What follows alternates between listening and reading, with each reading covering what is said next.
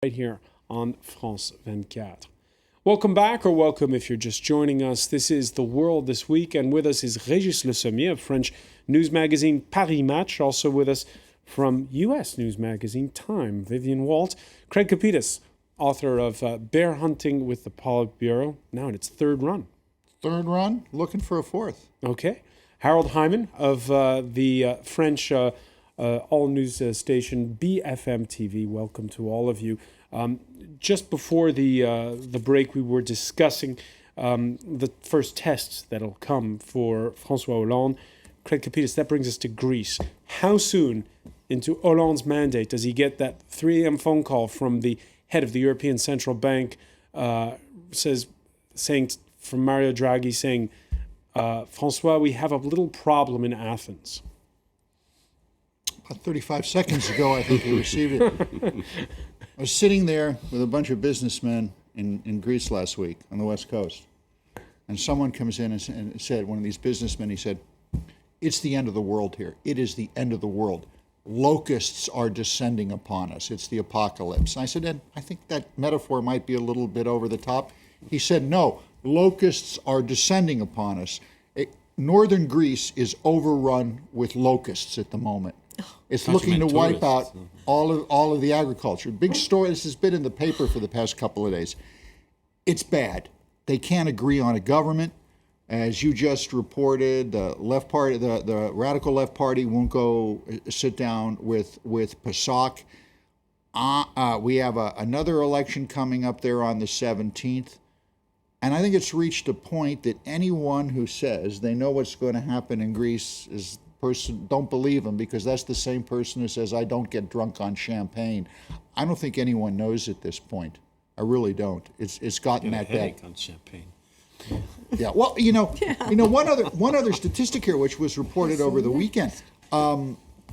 Suicides are up 22% in Greece over the past 2 years, to the point where the World Health Organization is actually sending a team there, and they're having all of these meetings to figure out how to stop this. And the doctors and physicians and psychiatrists who have studied this are saying that this high spike up in suicides is a direct result of the economic chaos. Mm-hmm. So I think all bets are off there. If you guys have any ideas what's going to happen in Greece, tell the Greeks. Tell us. Vivian Wald?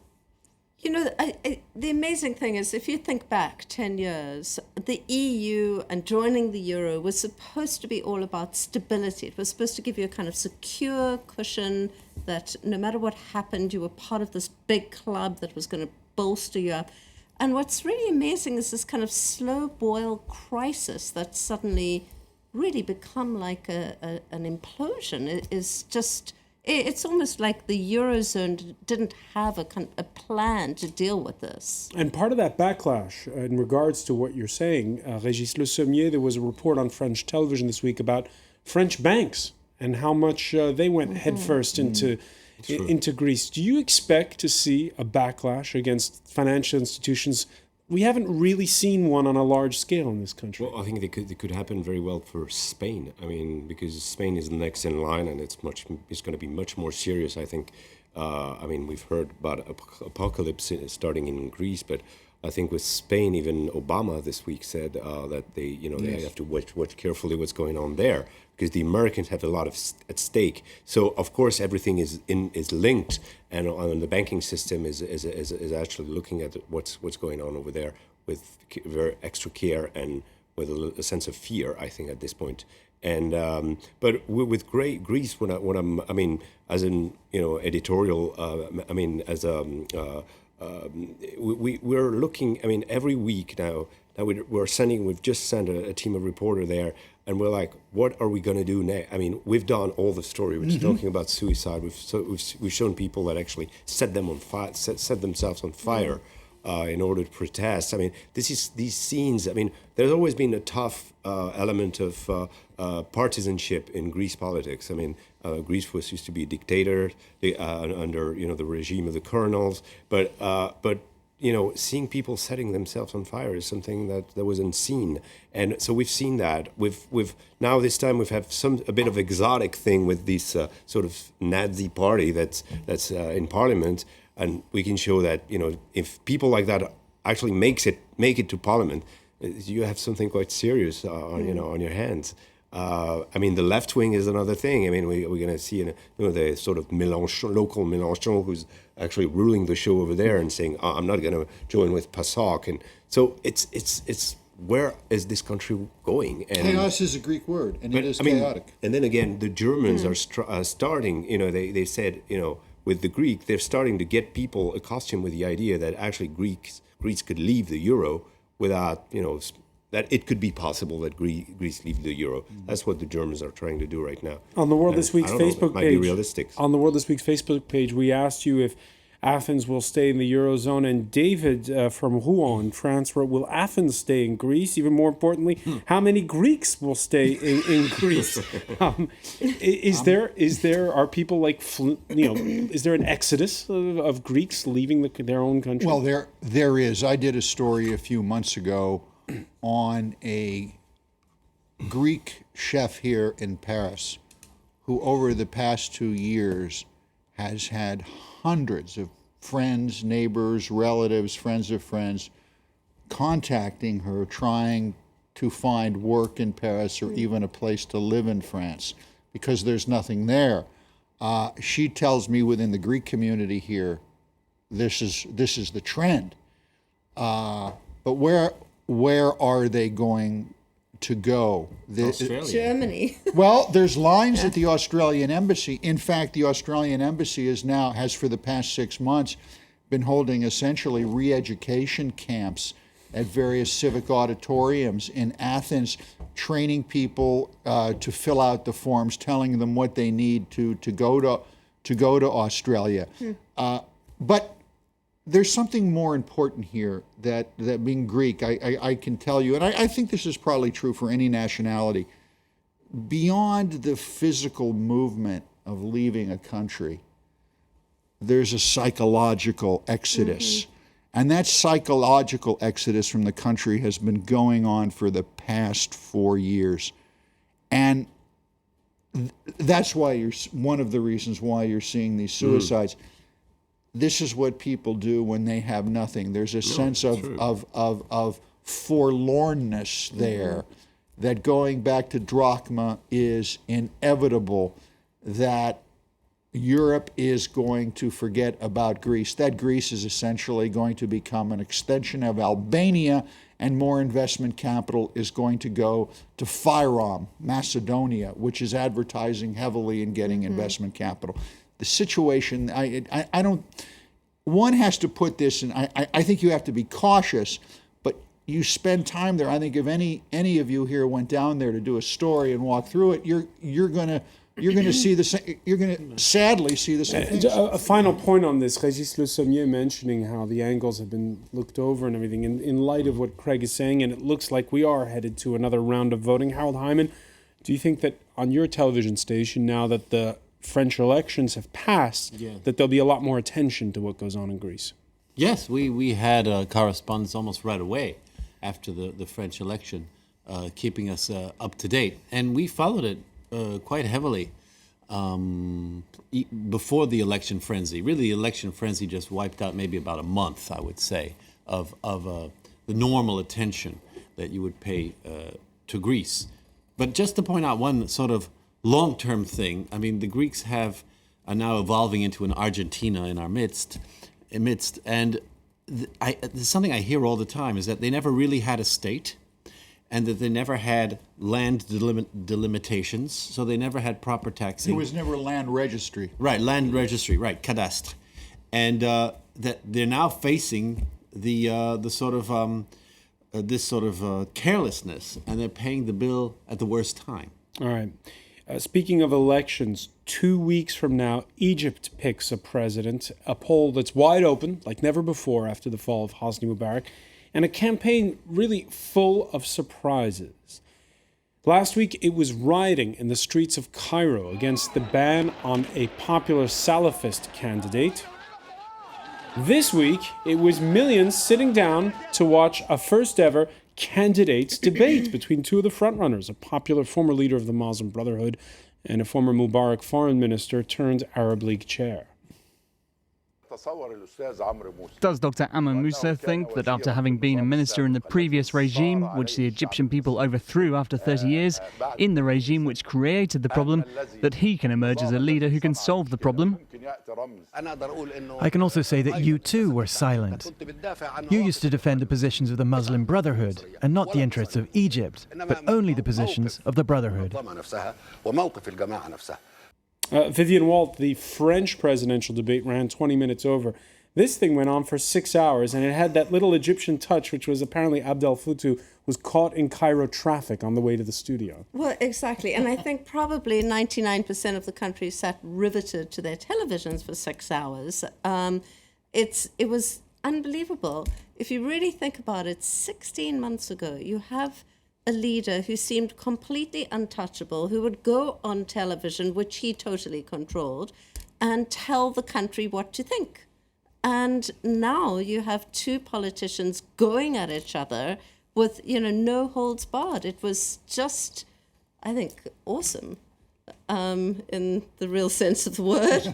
It's just incredible. Régis Le Sommier? If Egypt is able to pull itself together and stay united, I mean, not united, it's obviously very divided, but if it's able to function as a state, if we can say that those riots and these type of debates are steps towards a better democracy or some form of democracy, then there's hope, I think. But it's going to be chaotic. But I mean, let's remember that Egypt is 80 million people. It's the mother of the Arab states. So it needs some sort of it needs to work together. I mean, there's a huge things at stake at this point. Huge things at stake, a lot up in the air. By the way, the U.S. also picks a president this year, but not till November. That's why many were surprised that so early in the campaign, Barack Obama this week came out with a statement that's never come before from a person sitting in the White House. At a certain point, I've just concluded that for me personally, it is important for me to go ahead and affirm that I think same-sex couples should be able to get married. Harold Hyman, he makes this statement the same week where voters in North Carolina, 61% of them, reject that concept. Well, the country is completely divided on many issues, and outside of the validity of Darwin, you have gay marriage. Those two things completely separate people, so that if you want to know what somebody is like, you say, what do you think of Darwin, and what do you think of gay marriage, and you've got your issue. You've just divided the country into two blobs. So he finally climbed on to the bandwagon of the blob to which he belongs, which is some sort of, I guess you would call it center-left. And since the gay organizations have been hounding him for all this time, and since he is in any case anathema to the people who don't believe in Darwin, there's nothing to lose, there's only to gain. So suddenly he found it very virtuous to say this. Adding that, it's a state's issue anyway, so he really didn't get himself too wet. That's true, and it came right after the North Carolina vote about putting in the Constitution in North Carolina that union could only be between a woman and a man. 30th state to do that out of 50. Yeah, but let me follow up on what has just been said. Is that I think if Obama feels comfortable at this point to say I'm for gay marriage, it means a lot about what the direction of the election. Romney has secured the candidacy, and Romney is a sort of centrist Republican, and Romney and Obama are going to go again after the same voters. All those people you just mentioned, denying Darwin and everything, are going to go for Romney anyway. So Obama has to secure the people also, the centrist people or all those groups that voted for him in 2004 if he wants to be reelected. So the election this time is not going to be hijacked by people like Rush Limbaugh or, it's not going to be them, or it's not going to be the evangelical right that's going to be at stake, important in this election. It's going to be more a pool of people that voted for Obama that has somehow, now hesitant about putting casting their vote for him another time, and I think if he does that, he knows that he doesn't fear. He's never going to get the far right or the right wing people. But it's independents who will decide this election, not the left or the right. There's Yeah, millions of people who we know will either vote Republican or vote Democrat. The real question is, the middle block, which is up for grabs. And doesn't it force Romney to tack right? Because Romney's going to be hounded. Everybody's going to be asking him, of course, to react to this issue. Romney has, but to quote from the 1967 Supreme Court decision, Loving versus the state of Virginia, what Obama did is, quote, odious to a free people. Let's make no mistake about what President Obama did here. There's an expression in the United States that goes back to the civil rights days and before. It's called enshrined discrimination. This was done with abortion. This was done with equal rights for minorities. And what enshrined discrimination is to say it's up to the states. Mm-hmm. You enshrine the discrimination. If Obama was really for this, then he would try to say, I'm going to bring before Congress in my first term, or my first week of my second term if I win, that we're going to enact laws. Which was the case with civil rights, which was the case with abortion. Exactly. And by the way, there are many jurists in the United States, and Obama, remember, he's supposed to be a Supreme Court constitutional scholar, who would say that there's this Loving versus the state of Virginia in '67, which was based on a white man can't marry a black woman and vice versa, that this was a sectarian decision by the state of Virginia to disallow this and give people and throw people in prison for 5 years if they were caught marrying out of their race. There's an argument within the legal community in the United States. So Obama is not taking it. No, he's not taking the high ground here. He's taking a very low ground route. Then he gets on a plane and he goes to George Clooney's house. Mm-hmm. In Los Angeles, which is and raises $15 million. Mm-hmm. What a great politician! Barack Obama lacking backbone, according to Craig Kopitas. I want to thank you for being with us, Régis Le Sommier, Vivian Walt, and Harold Hyman. That's it for this edition of The World This Week. Thank you for watching. Coming up next, it's time for business. Catherine Nicholson will have all the latest on those $2 billion that are missing from one of the U.S.'s largest banks.